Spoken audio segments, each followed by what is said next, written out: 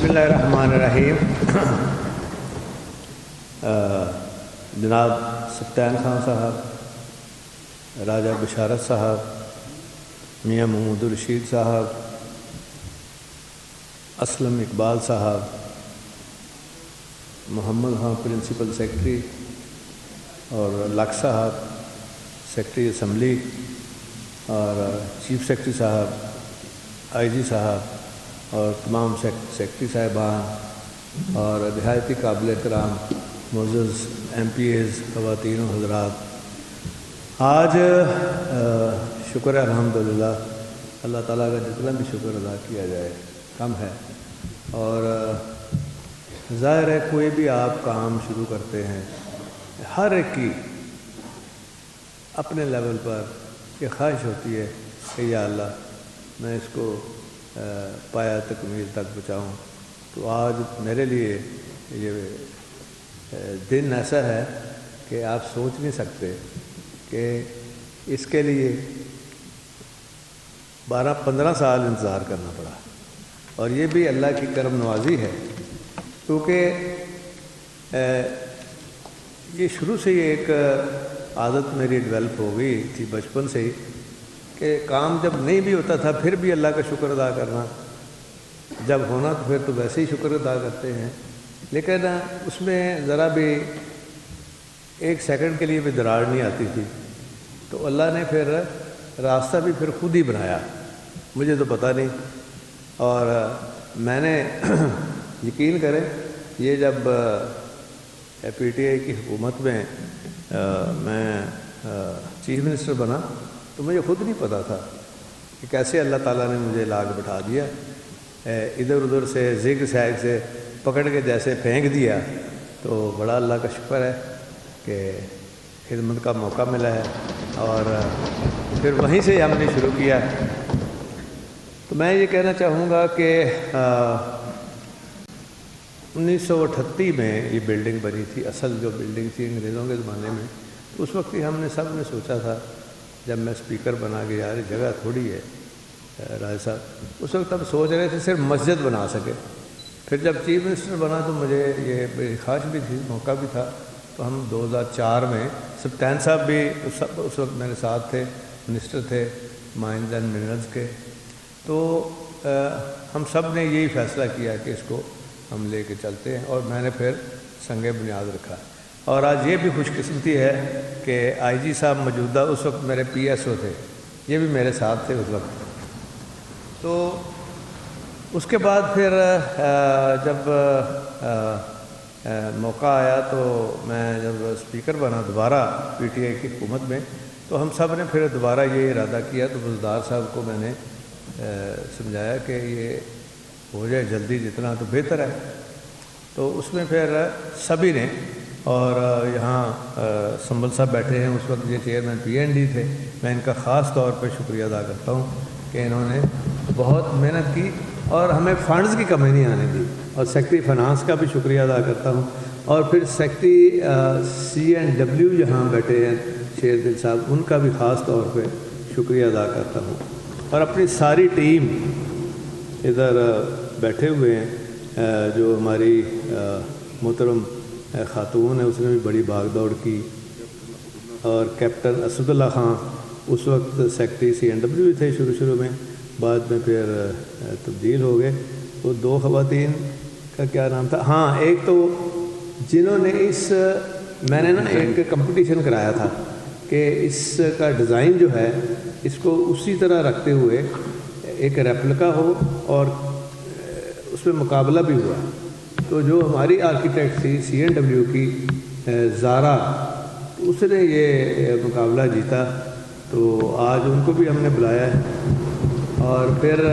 N C اے کے principal کا خاص طور پہ شکریہ ادا کرتا ہوں، اور اسٹوڈنٹس کا جنہوں نے یہ سارا ڈوم جو ہے یہ تیار کرایا، اور یہ آپ دیکھ رہے ہیں اتنا خوبصورت، اور پچھلے دنوں کچھ ٹرکش آرکیٹیکٹ آئے تھے ادھر، اور وہ ہم مسجد بنا رہے ہیں گجرات میں، راسخ خلائی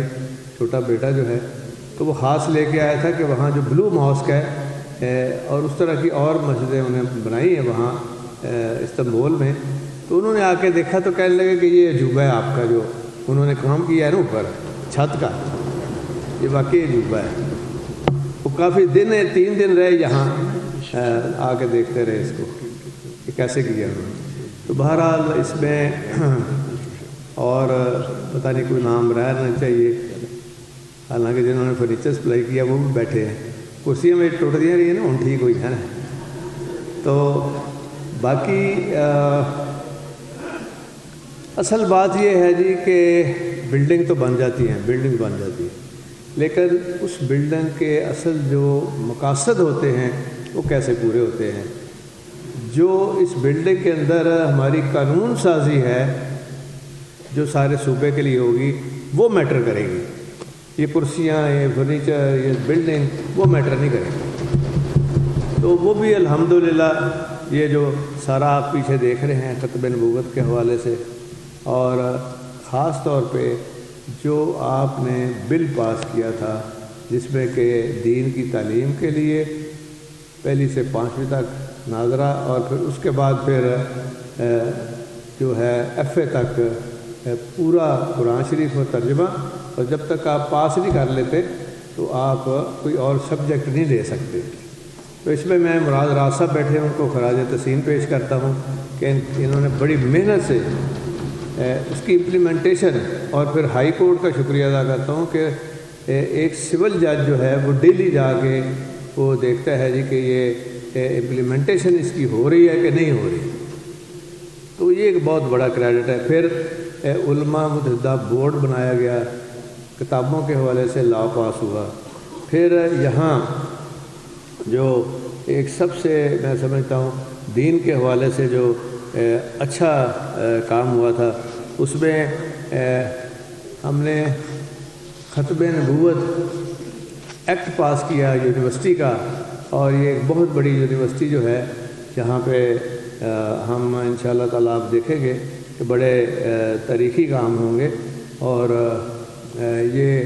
ہماری جو سیرت اکیڈمی ہے اس کے اندر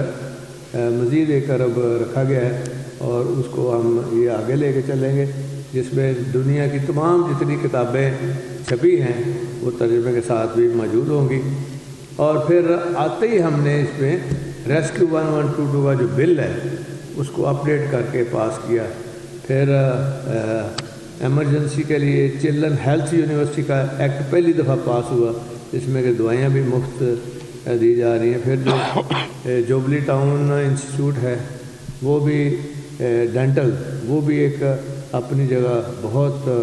اچھا کام ہوا ہے۔ اور اسی طرح یہاں پہ پولیس کے حوالے سے بہت ہم نے لاز بھی بنائے، اور پروسیکیوشن سروس کا بھی کام ہوا اور ایکٹ پاس ہوئے۔ اب ہم نے ڈیفینڈر سروس ایکٹ ایک وہ بھی پاس ہو جائے گا انشاءاللہ،